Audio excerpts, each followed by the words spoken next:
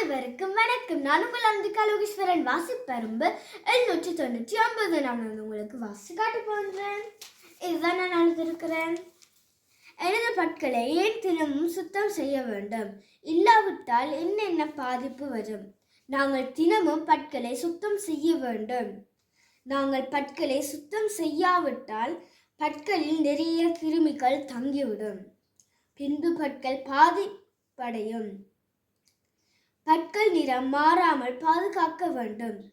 நாங்கள் நிறைய இனிப்புகள் சாப்பிட்டால் பற்களை சுத்தம் செய்ய வேண்டும். இல்லாவிட்டால் பல் சூத்தை ஏற்படும். நாங்கள் சாப்பிடும் உணவில் பற்களில் பிடிந்த கிருமிகள் வரும். பின்பு பல்வலி ஏற்படும்.